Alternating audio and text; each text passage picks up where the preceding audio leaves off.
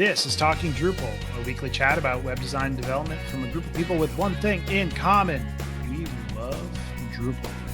This is episode 365, Event Platform.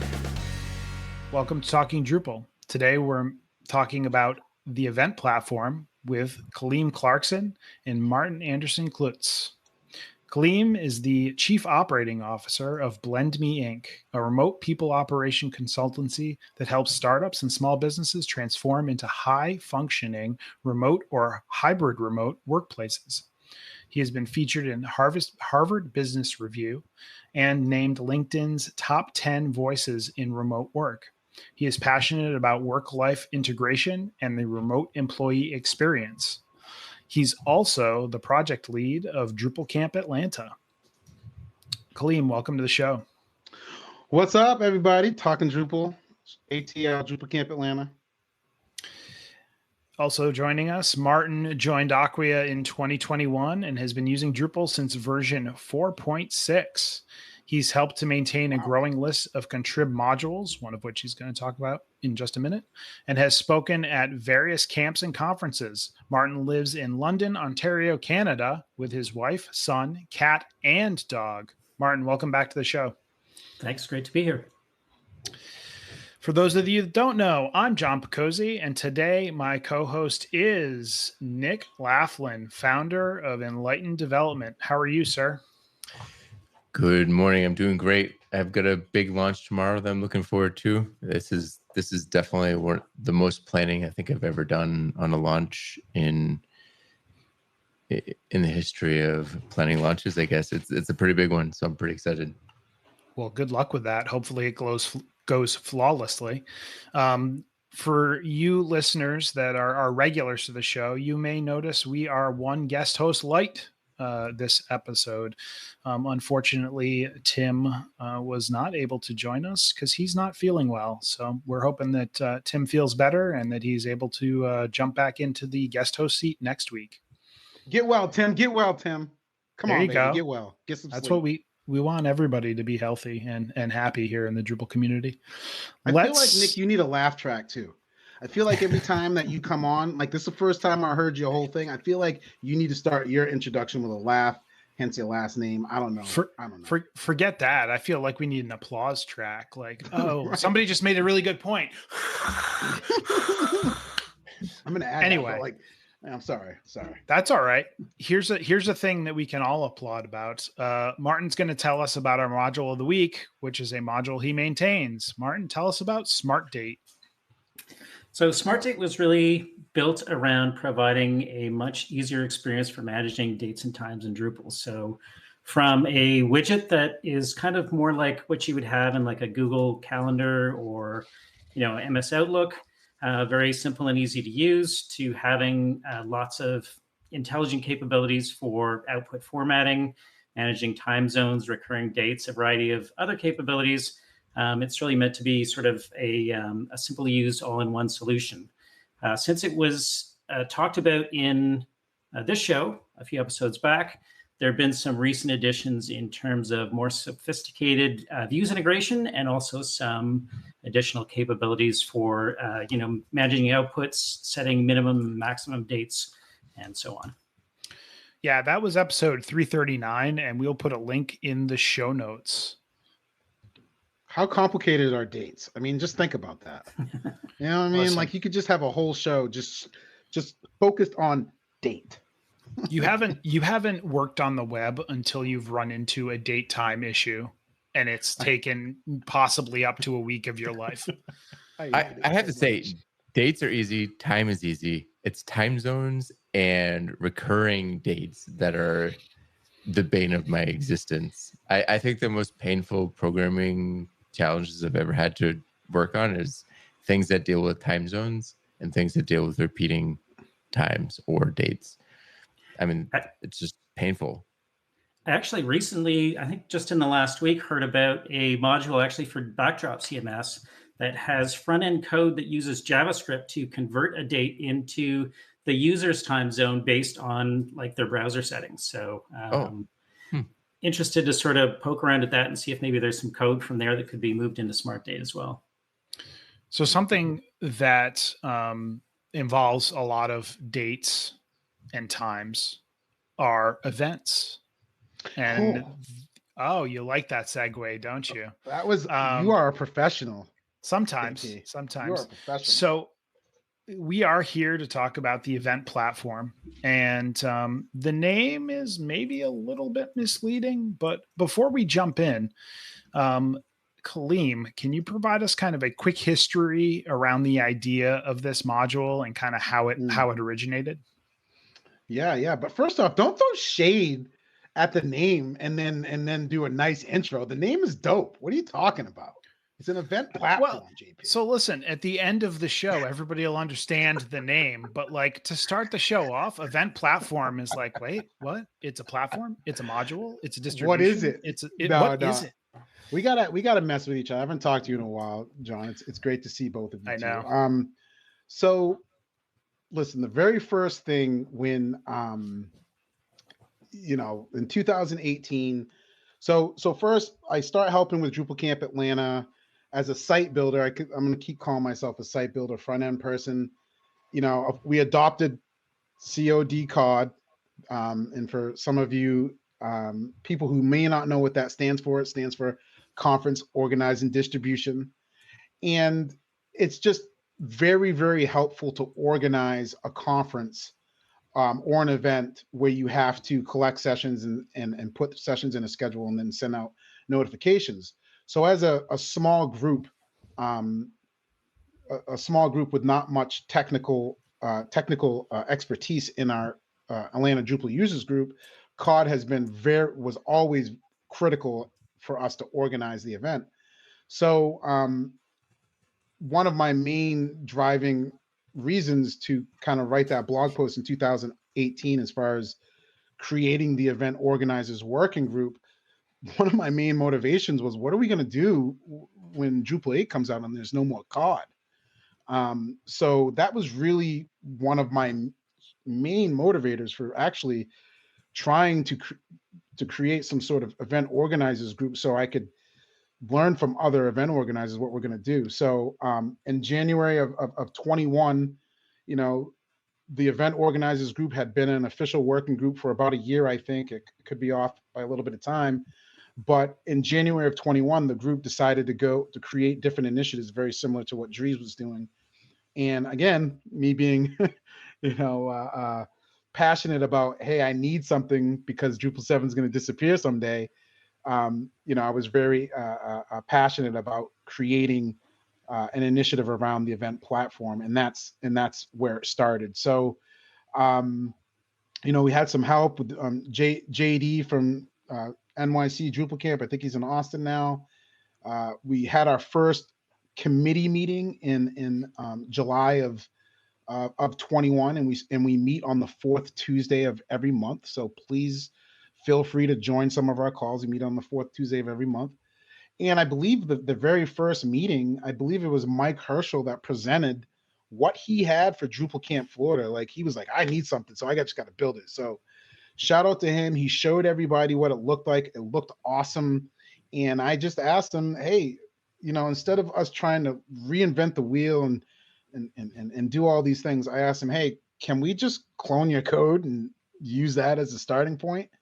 And if anybody knows, Mike Herschel, he answered in true Drupal fashion of, hell yeah, man, do your thing. So that's where we started.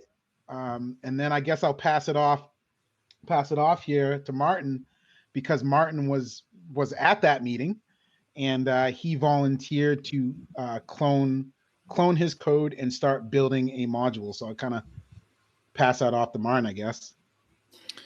Yeah, and maybe just a quick shout out as well to the organizers of Drupal Camp Kiev, because they actually also shared the code from the site that they had set up. Unfortunately, the event for which that site had been built was, never able to actually happen, but hopefully we'll be able to have that in, 2023. One clarifying point there, right, around the event organizers working group. So the event organizers working group kind of focuses on a bunch of different aspects of event organization within the Drupal space, from things to like what you see when you go to the events page on Drupal.org to this initiative, which is kind of like a sub initiative for the event platform, right? To a bunch of other things about education in the community. So it's worth noting that we'll put a link to the event organizers working group page on Drupal.org in the show notes if you want to learn more about that. Good job, John. If you're an event organizer, just please join some of these meetings. You know, local organizers, I don't know what the number was, but prior to the pandemic, I think I recall something about 150 to 200 local events a year. And we're not talking about just meetups, like excluding meetups. We're talking about conference type events are held throughout the whole globe. Oh, wow. That's a lot of events. That's a lot of people going to local events. Please join this working group if you're a volunteer that puts these events on, because we just learn so much from each other. So please join and participate. So I'm curious about what the main goals of this module are, because, you know, for smaller conferences, you know, it seems like a fairly straightforward task unless you're actually maintaining the site. It's a fairly straightforward task. You need a schedule, you need some sessions, maybe some trainings, but these projects very quickly become extremely complex. Like, you want to be able to assign rooms, you want to be able to assign speakers, you need people to be able to submit their own content, sometimes edit it. You need to have an approval process because, you know, maybe some events accept every single submission, but, you know, you do want to take a look at who's submitting trainings and sessions and make selections, especially if you have more submissions than you have slots. So it very, and that's not even talking about allowing people to register the event, pay for their tickets if it's a paid event, Right. paid for outside events. You know, in the past we've had after parties or pre-parties or, you know, whatever where you had to pay for that. So all of this stuff getting put into a module, I mean, that's a tall order. What is the scope of this project? Are you doing everything? Are you starting small, building on it? What's the plan? I'll answer what my goals are first, and I'll have Martin jump in as the developer. So again, for me, our Atlanta Drupal users group is great. Like, we got a solid team, people are volunteering, and, you know, our conference isn't gigantic by any means, but over the years we were anywhere between 140 to 200 people. So the group that we're a part of mostly are non-technical people. Like, if you want to talk about how can you contribute that's non-code, events is a great way. And most of our team are non-technical people. Sales in Drupal, marketing in Drupal, project management in Drupal, all of these roles, site builder. So for me, Nick, the most important goal was to reduce the amount of work it takes to organize an event. Now, you said something interesting. You said, like, smaller events can it's easy. Well, I ended up using COD to organize events from 1,000 people to just the, you know, Drupal for the 130 people, but the task are the same, and the task actually still take roughly, believe it or not, a very similar amount of time. So for me, the main goals that I needed that we needed this thing to accomplish for our group that doesn't have a lot of technical skill: collect the sessions, so a place for people to submit the sessions, right? Then a place for people to review those, like, have people review those sessions that aren't published. Then move those sessions into a schedule that's viewable on the website, and then communicate with all the speakers of those sessions. Yeah. So in any conference that I organize, even up to 1,000 people, right? Like, those are the tasks that need to happen. And for me, the least amount of work that we can get through those tasks with, the better we are at organizing. And we can have a small team. Again, I help organize a conference of almost 1,000 people with a team of 4, because I can accept all the sessions. And then for me, the last thing, and I know a lot of people feel differently about this, but as an organizer, and again, I'm thinking about this from an organizer, right? As an organizer, it's extremely helpful to view the sessions that were submitted the year before. it's extremely helpful to see the people who submitted the sessions the year before. A, if they just submitting the same session, or B, like what type of presenter they are. So for us, the idea of having all of the sessions from years past in a filterable and sortable way, not just a clone. Everyone wants to clone the previous year's sites. That's great for the external person, but it does not help me as an organizer. The clone of previous year's site and a static site just does not help me, because I can't create a view by user and see every session that that person has submitted over the years. So for me, Nick, the big goals are submitting the session, approving the session, communicating with the speakers, and then adding those people into a schedule, those sessions into a schedule, and then having history of those sessions in a filterable and sortable database, which is the same place. So that's been my motivation. How about you, Martin? What do you think? Well, before you jump in, Martin, I just want to clarify. Yeah. I'm not saying it is easy. I mean, I've managed the New England Drupal Camp site, and I used COD in the past. It's I guess a better way to put it would be it's deceptively complex, right? If it's not something that you've built before, you think like, oh, it's just a simple schedule and it's a simple list, right? But there are layers of multiple entities and approval processes that need to go in place, unless you're just like manually entering everything yourself, which is not a workflow. You really need a workflow, several workflows for organizing an event well. So it's deceptively complex. You know, sometimes you see outside looking in, it's just a couple of descriptions, it's a schedule. There's a lot of work that goes in behind the scenes to make that presentable for people coming into the event. And Nick, you can cobble together sessionize for sessions. You can cobble together, Eventbrite. See, we never do ticketing on our site. It was just too much of a hassle, too much of a headache. So like you can cobble these different technologies together to get some sort of free thing. But for me, it was all about, number one, we're not getting paid to organize these events. So number one, it was about like, can I organize this event in like an hour a week, 45 minutes in a week? And to me, that's what it's about, because the reality is we all know as event organizers and volunteer stuff, somebody is on the hook to do the work if everyone flakes out, and people flake out all the time. So when that happens, do you have the tools to organize an event by yourself? And that's what I always think about. So Martin, I assume you're the lead developer on this project, or project lead from the development perspective. What are your goals when you're putting this together? What are you keeping in mind? So definitely that idea of ease of use, I would say, is a primary consideration. I want it to be as much set up out of the box as possible in terms of things being able to kind of just work after you install it. Once it is installed, if there are still things that need to be set up kind of manually, but sort of the fewest steps involved is also something I'm passionate about. Having the most guardrails in terms of things making it hard to make mistakes wherever I can. And then, I think in terms of, just the ongoing maintenance, making that is as easy as possible as well, both from my standpoint as well as for, the maintainers as well. I think that's probably the biggest complication for going from building a website to building a platform, right? Same thing with distributions, right?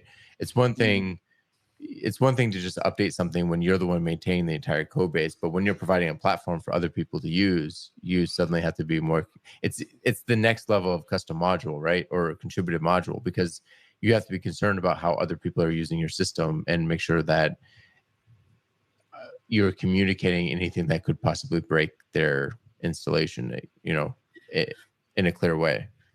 And the other thing too is there's sort of a fine line, right? Because you want things to be as easy as possible out of the box, but then if you make it so opinionated that you're potentially baking in a lot of assumptions that don't necessarily hold true across a lot of event websites, then people end up sort of having to fight with it to pull out or undo things that you've set up.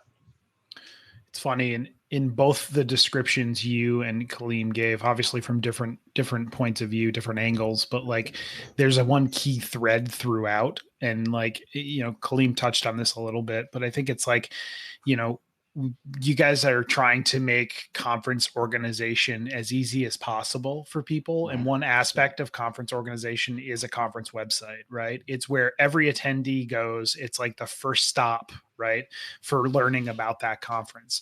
And, some may argue like the most important stop, right? But like literally, I think. But like, it's also the can be the most complicated thing, right? We've all been to those conference websites that are like just atrocious and like hard to use, hard to navigate, don't have the features that like organizers or attendees need to be successful, right? Yeah. So it sounds like, from a goal standpoint, you guys are really working to make the module as easy to take off the shelf, install and get going with a quote unquote event website as humanly possible, which I think is awesome, and part of the reason you guys are here, right?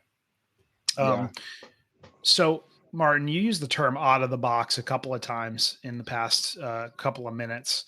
So let's dive in and talk about, like, out of the box, what do you get with the event platform? How does it make somebody's life, an event organizer's life, easier right from the start?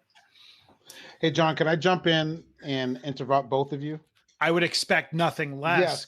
So before you answer that question, remember that question, because Nick talked about this a little bit earlier. As a contributor, and I think this is important that we need to indicate, as a contributor of a distribution, and that's what like COD was, you did have to think about, what am I submitting that's might break, because people are going to update that code base, right? And Martin, I'm going to have you kind of jump in and take over for me, because I think this is a clear distinction. We are not trying to build a distribution where you're downloading this distro. We update the code, and you can pull updates to your existing site that's using that site, and now you have all these new features. So I think that's a very important point that listeners need to understand. This is not a distro. And now I'm going to hand it to Martin to kind of say like what it is, and then John, ask your question again, because I feel like that's important, because any new features that roll out, I'll let Martin go ahead and take it now. All right. So essentially the approach that we took with the event platform was to take a lot of the configuration that had been built for that really, I think well put together and dynamic Florida Drupal Camp website, take that configuration and then try and make that reusable. So try to sort of tease out again, which elements from that overall site configuration did we think were sort of, a good common denominator for an event website. We also had some discussion around, not calling it like a Drupal camp, but more generally events. So it doesn't have to be just for a Drupal camp in terms of the types of events it could be used for.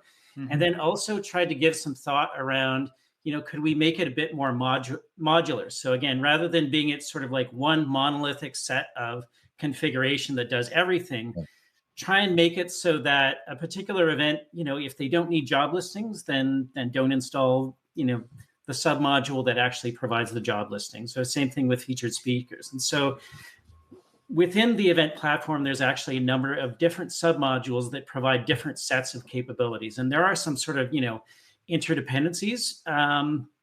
But really, I would say the lowest common denominator within the event platform is called event platform details. And really what that does is it provides the configuration for a config page.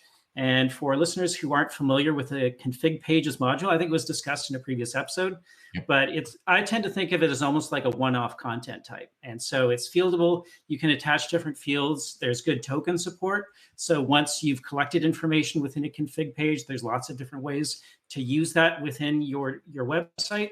And then there's also some code within event platform details that will actually take some of those values and populate them into blocks. So there's like a CTA that goes up in the header that sort of, you can customize that in terms of what you want that to be. It'll make like a copyright block to go in the footer that says, your camp name and the year.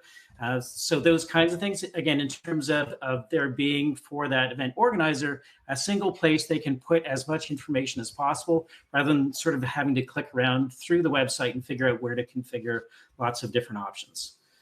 Building on top of that is what I think is really sort of the heart of the event platform module, which is the event platform sessions submodule. And really that provides a sessions content type, a variety of different vocabularies. So things like time slots, room, session category, and audience. It actually pre-populates some values for some of those, just so that as someone trying out the module for the first time, you can go ahead and submit a session and get a sense of what that process feels like. It also has views for like a session list as well as a session schedule that'll automatically create tabs for each day. And it also has the built-in workflow for acceptance or rejection of those sessions. And there's even already built-in templates so that as the event organizer, if you go through and you accept and reject different sessions, it'll automatically send out emails to the submitter that says, congratulations, yours was accepted, or, sorry, yours didn't make the cut. Those templates, again, are populating with tokens so that the camp name or event name is automatically built into those. But obviously, as an organizer, you could go through and fully customize those if you want. So, nice. Again, trying to provide lots of capabilities out of the box that hopefully, based on the architecture, are intelligent enough that someone could just start using out of the box, but also more configurable so that a more experienced Drupal site builder can fully customize them if they want to.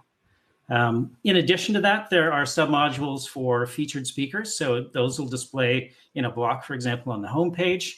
There's a submodule for sponsors, and you can actually categorize them into different levels. So, you're like platinum, gold, silver, bronze.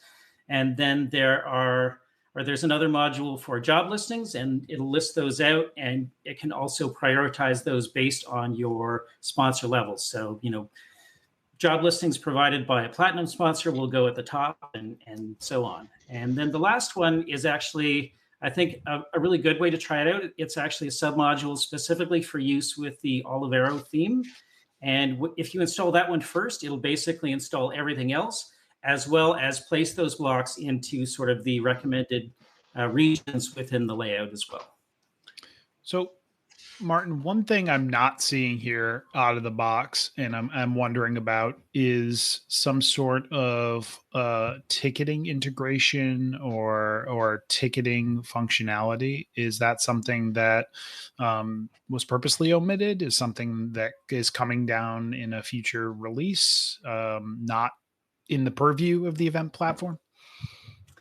It's something I would personally love to see added. I think it's one of those areas where I think there's a lot of different approaches currently, right? So Drupal Camp Kiev, they were using Drupal Commerce. Drupal Camp Atlanta uses Eventbrite. So it didn't really feel like there was sort of like a common enough approach that we could sort of go all in and say, let's bake this one approach in. But if somebody wanted to make a module for that, it would be great to include that. And as you say, I think it would make a really solid addition.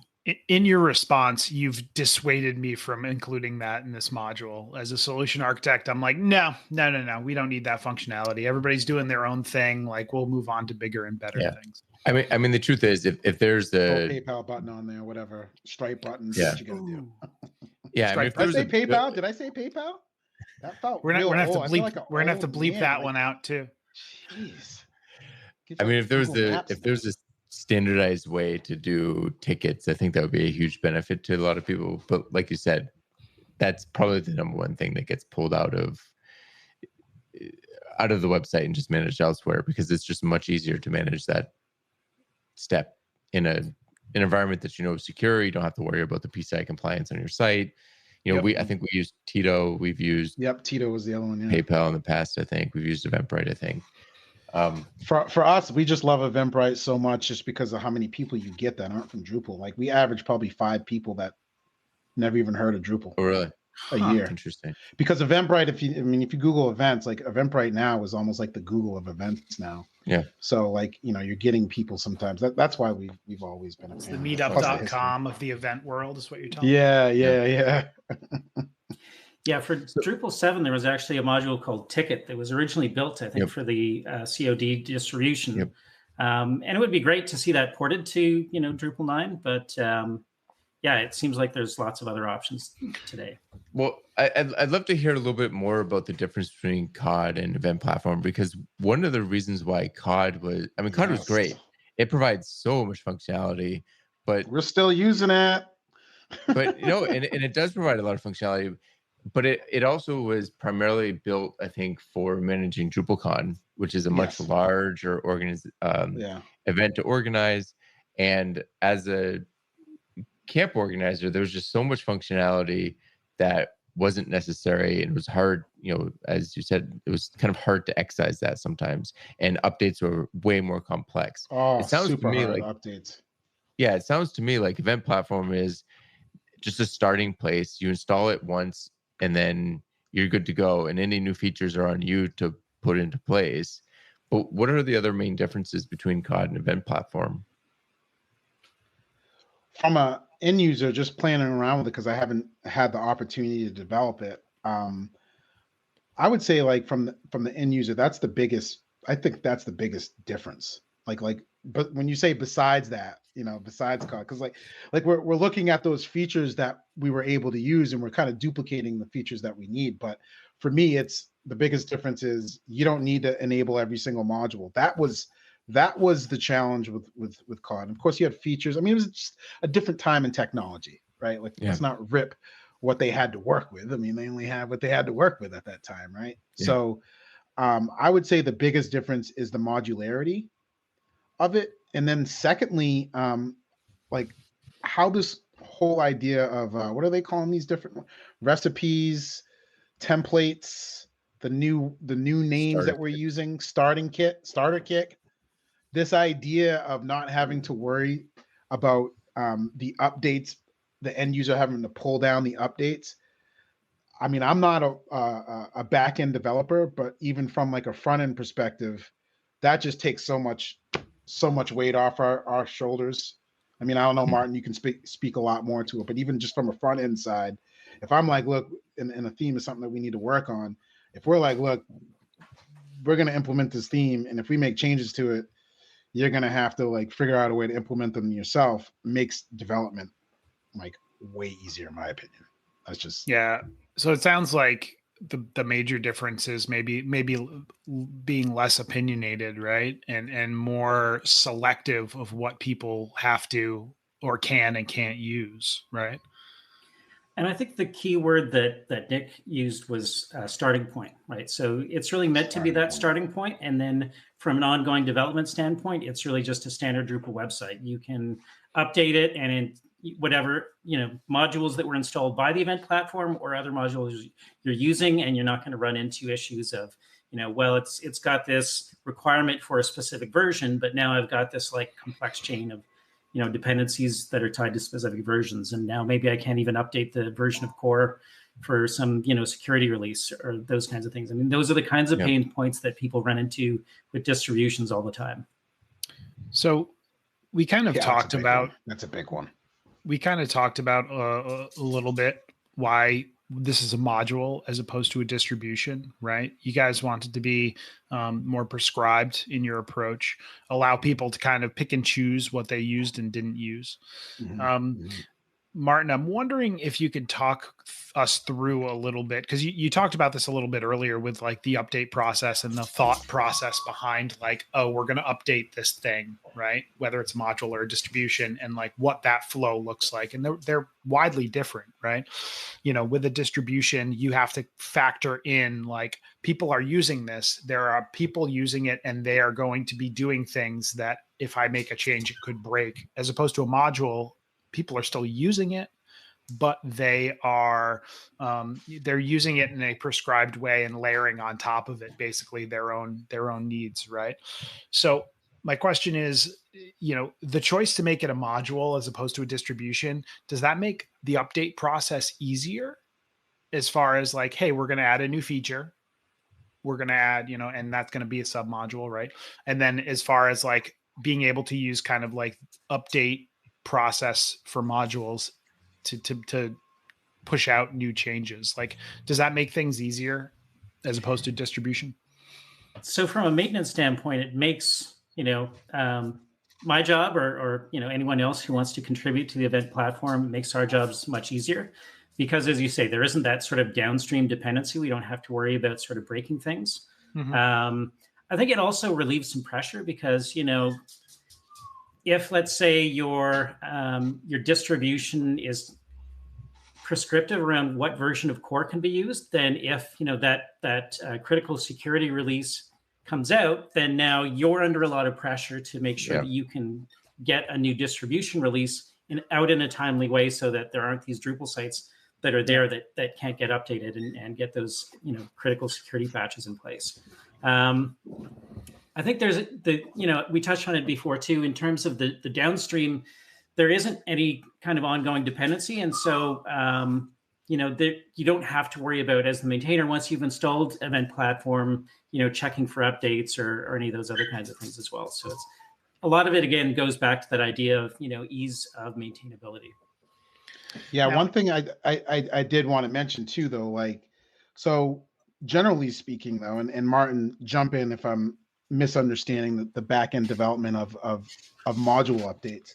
So generally speaking, right, you have a module and the maintainer pushes the module updates and you're like, oh, great, update module. And you're just happy and moving forward. And for the most part, right, like generally speaking, it's not going to break things. But because we're doing a lot in config here, there's a ton of configuration. Let's just say Martin pushes a new feature. I think he pushed the new feature recently, which kind of allows better scheduling and better filtering.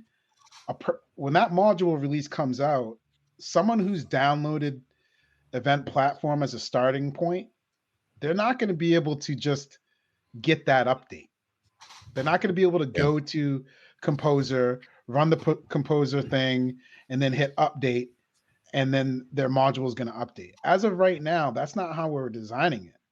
So somebody's going to have to physically look at the config code and then try to manually work those features into your existing site. So this is, again, there are no, oh, cool, Martin released a new feature, I'm going to pull the module down, hit update, now that new feature's on my website. That is absolutely not how this starting point is working. Martin, did I get that right? That's exactly right, yeah. Yeah, so that was going to be actually a question I had, right? So like the Event Platform Session submodule puts in a content type, right? Mm-hmm. Typical camp use case, right? Oh, I need to add a field to that content type. They go in, they add it, right? So that was going to be a question I had as far as like, if you update Event Platform Session, you update that content type in some way, shape, or form. What happens? And it sounds like, based on what Kaleem said, right, instead of that being possibly an update hook, right, could be an update hook if it's a general update, but it sounds like it's exported as config, and then the user has the ability to say, hey, I'm going to do a config import. Oh, I see this config coming in. Do I want it to be imported or not? Is that the right idea, or am I bastardizing that? Well, I guess the question is, so this is really just a recipe or a starter kit. Like, are you uninstalling this module after you install it initially? So you could do that. I think the only module off the top of my head that provides any sort of PHP code that would be like of ongoing use is really the details module that actually provides custom blocks based on some of the information in that config page. But the rest of them, as you say, you could totally uninstall, because it's, once the configuration is imported, they're really not providing any ongoing value. Okay. Oh. Yeah, this is config. So there's no place in theory. What would be great in theory, and I'm just freestyling, is if like you had modules, themes, recipes, whatever you're gonna call it. Because like on a recipe thing, it'd be like there's no update. Like there is no update starting point. It's a starter point. Starting point. You should remove it after you've installed it, so it doesn't wipe out. Now, unless you're using it, I guess the exception would be using it explicitly the way the default is set, you don't make any configuration changes, because then you'll get updates in the future, and that'll be fine. But it sounds like most of these modules are, you just install them once, then you uninstall them, and then you never touch them again unless it's a new site. Yeah, so you're not writing a ton of update hooks unless necessary. It's just kind of like you take it as a starting point, you enable the modules that give you the content types, you disable them, you do your own thing from there on out, right? It's almost like the old school drush make kind of, but in the new version. I don't want to get too we're gonna have to explain that to the kids. They don't know what that is. So Nick just crossed out a question that I had in regards to recipes and starter kits. So it sounds like once that kind of paradigm is more widely accepted and more widely used, like this is where that's going to fit in. Like you're going to be able to say, oh, I need the event platform starter kit. Let me pull it off. That's my starting point. And then I'm off to the races doing my own thing. Yeah, absolutely. So the way that we built out at least sort of version 1 of the event platform was using this kind of existing paradigm of saying, let's take all of the goodness, or at least, the reusable goodness that was in the Florida Drupal Camp website, bundle that into sort of these, sets of configuration that we think are going to make it the most reusable, and then make that available to the community. But as you say, it sounds like there's work going on with, recipes and starter kits to have more of that ability, so that as you make changes downstream, those potentially could be brought into a site using them, but still sort of waiting to see exactly how all of that evolves. But yeah, I think probably Event Platform 2.0 will probably build on whatever the community sort of evolves in that space. Awesome. I have a wider starter kit question. So we're going to go down one of our famous Talking Drupal rabbit holes here for a second. Let's do it. I love rabbit holes. Because I'm just curious from like a starter kit ecosystem, right? And I don't know if the Drupal community has, admittedly, I don't know if they've thought of this or if this is even really a problem, but like, let's use Event Platform as an example. And Martin, we'll talk about what you just said, right? Like say I start my site with Event Platform, 1X, right? Yeah. And like Event Platform 2X starts, comes out.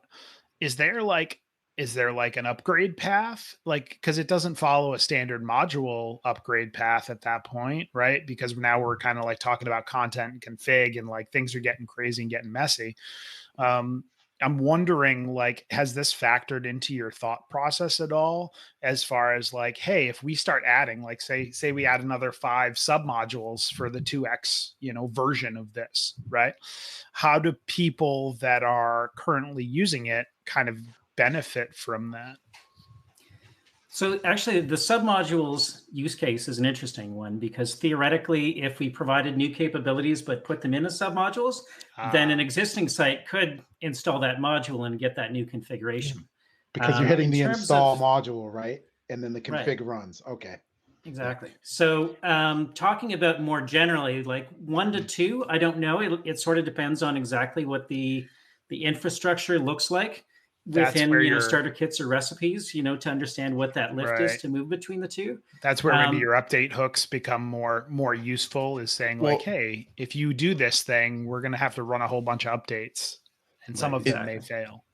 It sounds like recipes or starter kits are trying to fill the gap between what traditionally Drupal is distributions or profiles. I mean, profiles are usually only used by distributions in my experience, but it's like you kind of need I'm starting from this starting point type thing. But you don't, it's not exactly a profile, because a profile without additional work, a fair amount of work, doesn't really give a great way to say, I want these 5 pieces now and not these 5 pieces, but then later add on additional pieces as you want. Like we kind of need something in between there, where it's like, here's a starting point, but also maybe some modular stuff that you add on later. Well, and Dries in his Dries note back in Portland talked about one of his ideas for the starter templates or recipes is really that idea of being able to use them on existing sites, as opposed to it being something that, as you say, with the distribution has to be what you do from the beginning. Yeah, and I think when we were doing this, my thought was just that, look, COD was such a beast that who would want to maintain it? You know, Jay Perry did an unbelievable job. A whole Matthew Connaughton was a maintainer there. There were a whole bunch. It took a lot of people to really push that effort through and to even maintain it. And sometimes you just have to do a trade-off. And to me, when we were having this discussion, I was like, look, I just need a starting point that is 70% of the way there as an advanced site builder, or even just a junior site builder, can put this site together. So to me, it's like, okay, do we go with the distribution? I think it's a challenge that Dries is dealing with as well. Distributions fail because of the labor it takes to maintain them. So no one wants to do that. But if you have starting points where people can build from, and then, you know, I think what would be great is like, instead of kind of like doing the updates and all that, you can just have another version of that starter kit, right? Like it would be great if there's a way for easy clones. So I could see like, event platform, here's another starter kit that's built off of the event platform that allows you to have recurring events, for example. Like, so to me, I just kind of see like this idea of templates and starter kits being like the starting point. And then as people are updating their own ideas and adding their own ideas, how great would it be to be like, okay, let's export this to another starter kit, and this starter kit or template satisfies a recurring event, a meetup. I just feel like that idea of multiple starting points might be easier than trying to maintain this huge behemoth of modules. Yeah, I think, you know, obviously the module structure, sub-module structure makes it a lot easier and more accessible to folks to get in there and be able to install parts, be able to kind of build their own adventure, if you will. One thing I want to dive into a little bit more here, one of your sub modules, event platform, Olivero, right? Olivero's obviously brand new to Drupal, or relatively new to Drupal, I should say. So wondering, is that the only theme that event platform kind of quote unquote works with right now? You know, are there plans to kind of integrate it into other themes?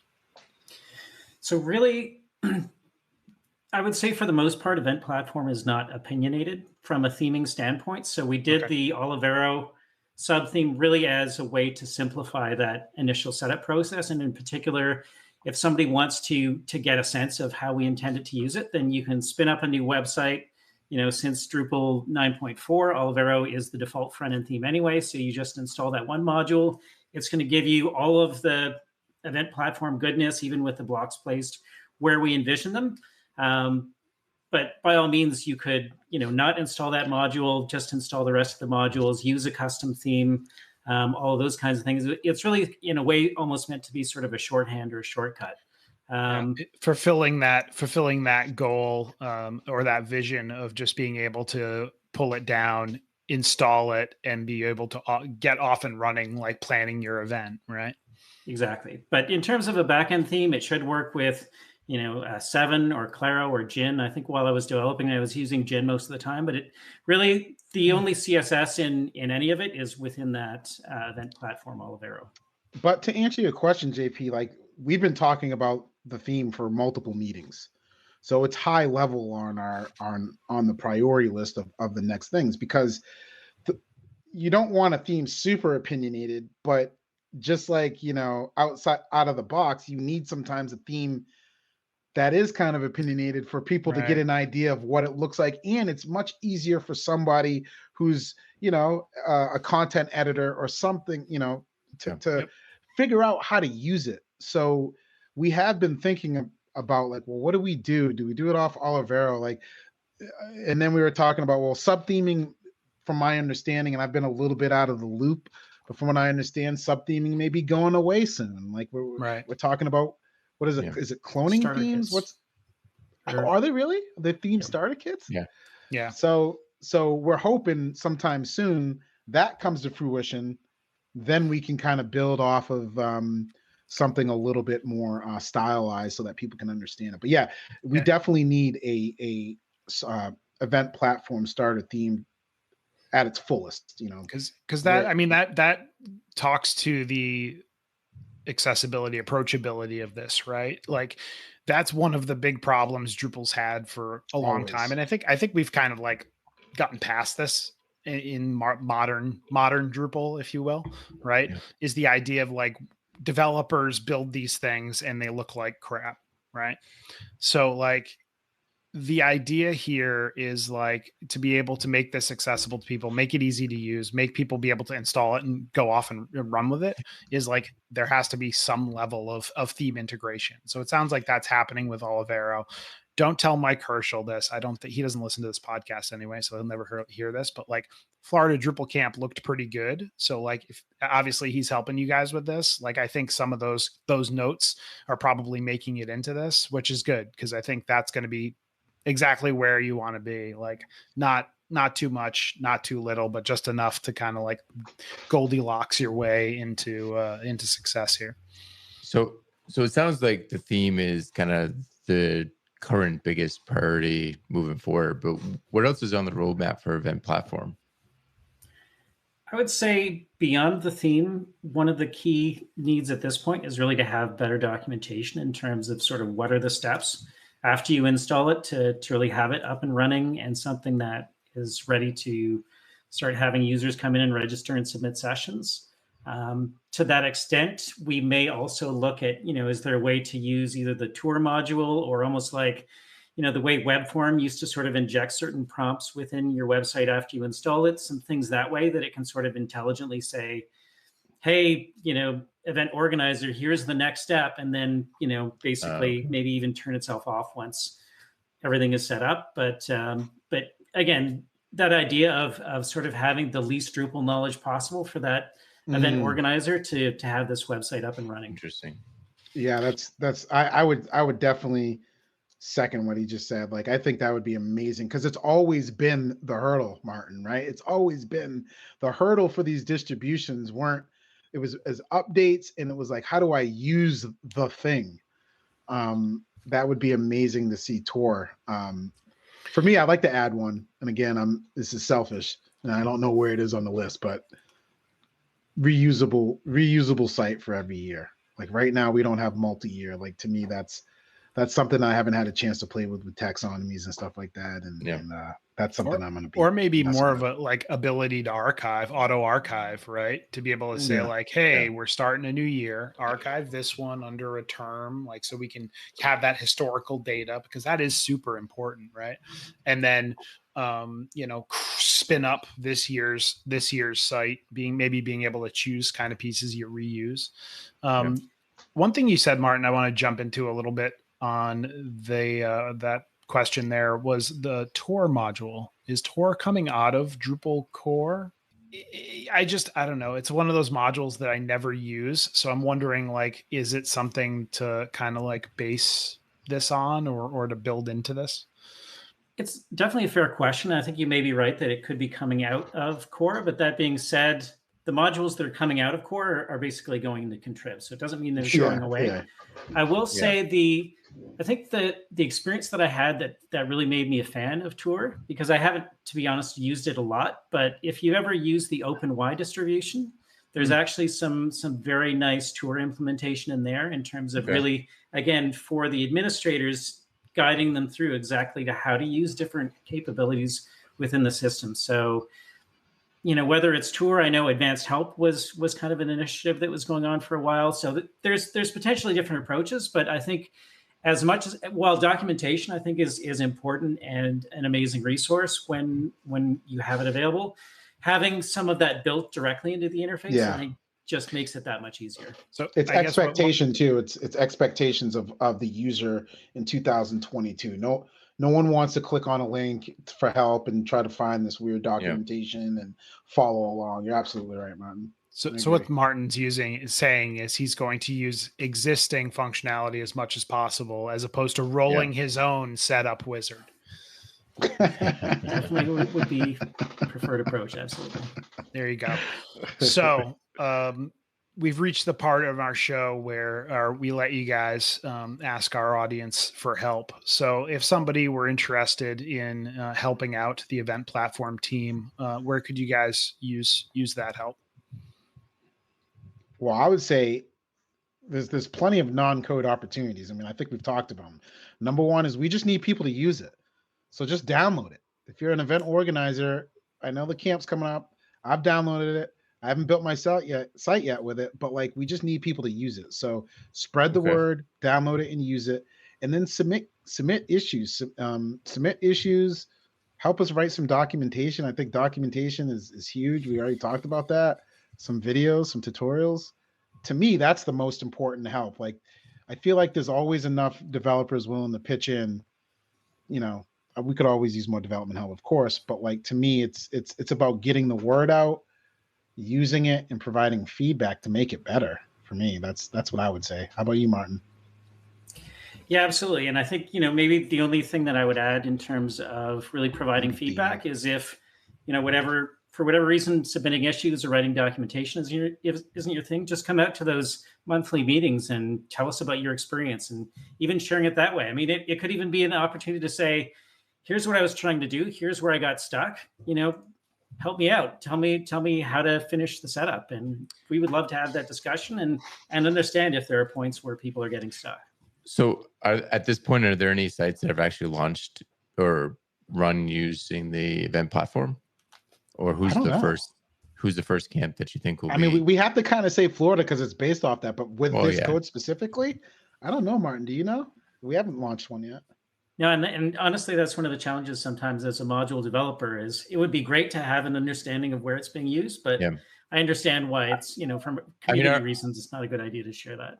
Yeah, I mean, our plan is to look at it very closely for next year. I mean, it came out, a month or two ago, and we were already in the middle. We've already started accepting sessions, I think, at that point. We've already put out the camp, so we didn't want to kind of change.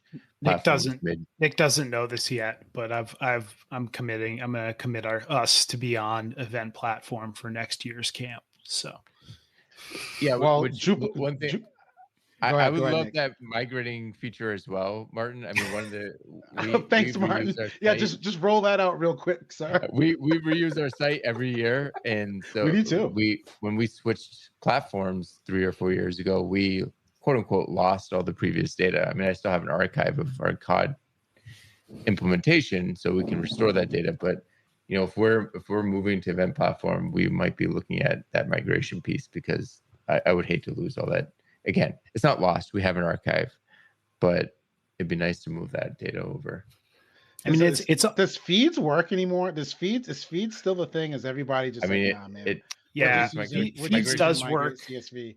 Feeds does work for some use cases, but you should really use, in that instance, you would really want to use the migrate API and build your own migrations, I think. CSV, because importing a CSV file, like I used to love using feeds for simple imports like that, because it was easy for the end user to just upload a CSV file, and all but the that's sessions the thing.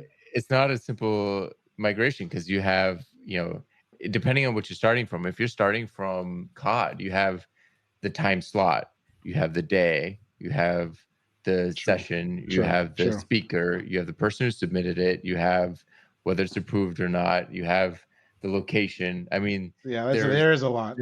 I would probably only import the sessions alone with the people, and that would probably be it for me. Maybe the year.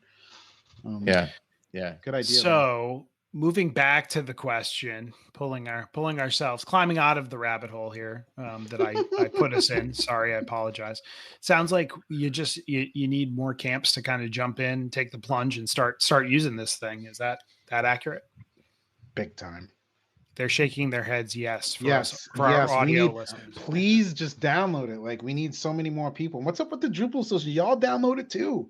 Y'all put on those small events. We need everybody. Everybody download this thing, play with it. Let us know. Put on a local event. Well, even non-Drupal events. It'd be great to get feedback from events that have nothing to do with Drupal. If this is something that could be, easy for them to spin up and start using.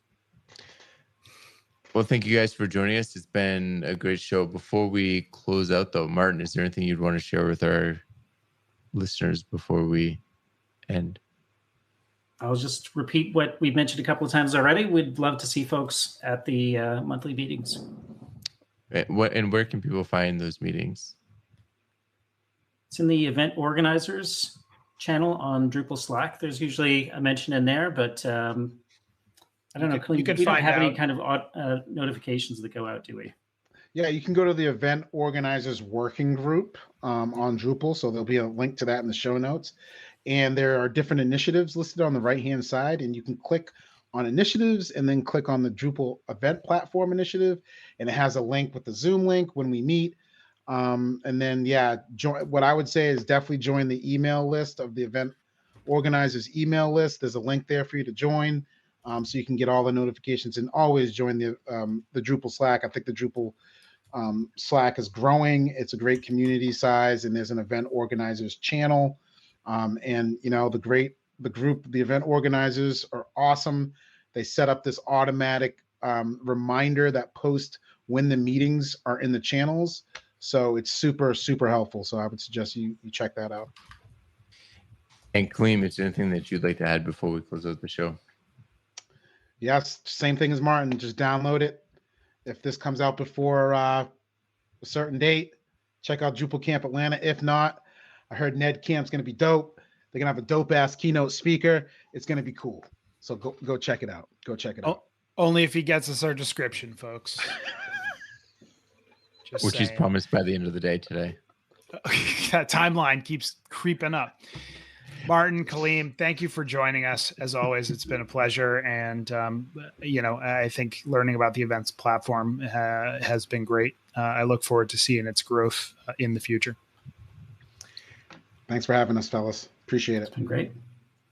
Do you have questions or feedback? You can reach out to Talking Drupal on Twitter with the handle Talking Drupal, or by email with show@talkingdrupal.com. You can connect with our hosts and other listeners on Drupal Slack and the Talking Drupal channel.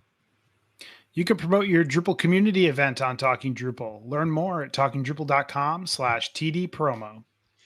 And you can get the Talking Drupal newsletter for show news, upcoming Drupal camps, local meetups, Chad's Book Corner, and much more. You can sign up for our newsletter at talkingdrupal.com/newsletter. Thank you to our patrons for supporting Talking Drupal. Your support is greatly appreciated. You can learn more about becoming a patron at talkingdrupal.com and choosing that Become a Patron button in the sidebar. Okay, everyone, we've reached the end of our show. As we put our tray tables up and come in for a landing, Kaleem, where can people find you on the internet or otherwise if they want to learn more about the event platform, learn more about your company, learn more about you, or just have a conversation? Yeah, you can find me always on the LinkedIns. I'm heavy on the LinkedIns at Kaleem Clarkson. Trying to get back into Twitter, Kaleem Clarkson. Instagram, Kaleem Clarkson, and my Drupal.org profile is K Clarkson. And always check out DrupalCampAtlanta.com. What about Blend Me Inc? Where can we find that? BlendMeInc.com. Check it out. We'll show you how to work remotely. Awesome. Martin, what about you? On most social platforms, on Drupal.org and Drupal Slack, I'm available as Manclue. My personal blog is at manclue.com. And if you're interested in learning more about Acquia, who keeps a roof over my head, go to acquia.com. Awesome. There it is. Nick Laughlin. Get a clue, man. Get a clue, man. There you go. That should be your tagline. You should make shirts with your face on it. Get a clue, man. How have you not? You know you've done that. You had to have done this by now. It's my new hook. There you go. Nick Laughlin, where can people find you on the internet? You can find me pretty much everywhere at Nixvan, NICXVAN. And I'm John Picozzi, Solutions Architect at EPAM. You can find me on all the major social networks and Drupal.org at John Picozzi. And you can find out about EPAM at EPAM.com. And if you've enjoyed listening, we've enjoyed talking. See you guys next week. Peace. Have a good one, everyone. Thanks, everyone.